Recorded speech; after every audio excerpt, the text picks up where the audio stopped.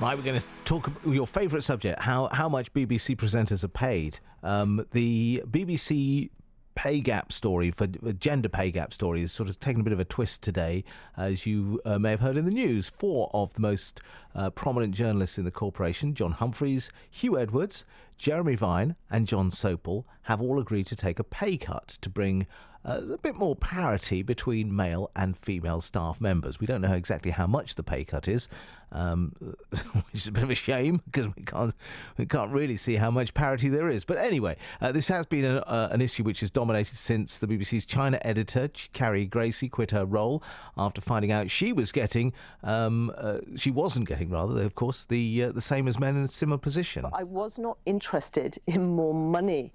I was interested in equality. And I kept saying to my managers that I didn't need more money. I just needed to be made equal.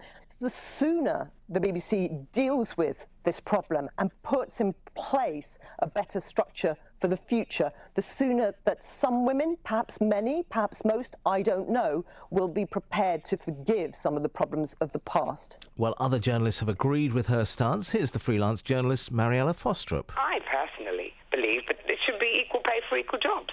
If you're doing the same job, why should you be paid more? If my programme did require 2 presenters, I would expect the other presenter to be paid the same as me, unless they were in a junior position, which is exactly how it works in any company, anywhere. Well, let's hear from the former Culture Secretary, John Whittingdale. He thinks the BBC doesn't seem to be doing enough. It has demonstrated that there is still a considerable problem, and the decision of Carrie Grace to leave her position because she's being paid far less than some of her male colleagues for doing much the same job demonstrates the extent to which there is still a problem that needs to be addressed. I think the BBC would acknowledge that. The BBC says that fairness in pay is vital, and they are addressing the gender pay gap. Caroline Farrow joins us now, writer for the Conservative Women website. Hello, thanks for joining us, Caroline. Good morning. Yeah, I mean, what do you make of today's news? I mean, it's a step in the right direction, I suppose. No, I think it's gesture politics, to be honest with you. I think there's quite a few unfortunate things going on. I mean, actually, the men, if the BBC aren't paying the women what they're worth, then actually they should pay the women what they're worth, and the men shouldn't have to take a pay cut. This seems to be very much all about gesture politics or virtue signalling. And it also highlights how much money these presenters are being paid anyway, which is far beyond the dreams of most of us. Well, can I suggest an alternative take on it rather than gesture politics? That it's not that women are being paid too little; it's that some individual men have been paid over the odds, and maybe that's what we're seeing here being addressed. They're sort of an acknowledgement, almost an embarrassment. It could well be that, yes. And I think the other thing going on is that actually I don't believe that the BBC has in place a structure which says we're going to knowingly and willingly pay women a lot less than men. And in fact, if the BBC were paying women a lot less than men, then actually what they'd do is they'd employ all women and have no men at all, because, it would be cheaper for them. I think what's going on here is something slightly different, in as much as you only pay somebody what you believe they're worth, and normally you kind of have a scale, a salary scale for a particular role. Now, in the case of someone like John Humphreys or Jeremy Vine, they're really very well-known presenters and household names. And I think it's something that has been negotiated with these individuals by their agents.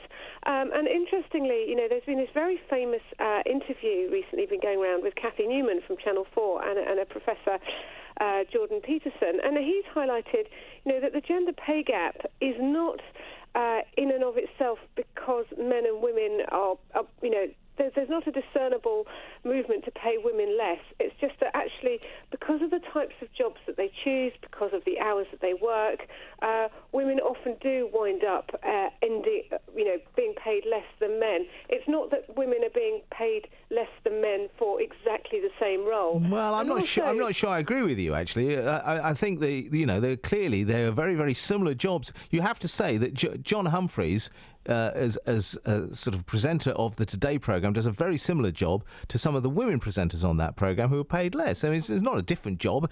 I mean, he might be very good at it, but, you know...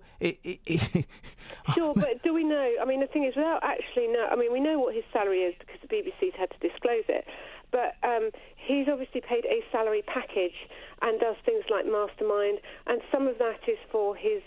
he's been with the BBC for 50 years, so it's for his long-standing reputation. But I also think it feeds into something else that is well known, is that apparently people who are agreeable get paid less than people who are not. And women aren't very good, and I don't mean this to overgeneralise, but actually women aren't very good at, demanding what they're worth, and, this agreeable trait. They're not very good at pay negotiations, but I don't think that it's a conscious trait on behalf of them. I cannot see, knowing the BBC well as I do, I cannot see the BBC consciously choosing to pay its female presenters less. I mean, there's a big drive with them at the moment to get, women in STEM and to promote women up.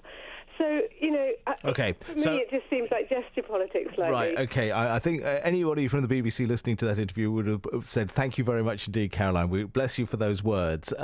Caroline Farrow there from Conservative Women. And I just thought it might be interesting to mention that how much these people were reportedly on. Jeremy Vine, between 700,000 and 750,000. John Humphreys on 600,000, between 600 and 650. Hugh Edwards between 550,000 and 600,000. And John Sopel between 200,000 and 250,000 pounds. I think on most people's scales, I mean, I know footballers get paid considerably more, but it does seem a little too much to me for just going on and doing some interviewing. It's 8:27 at BBC Sussex.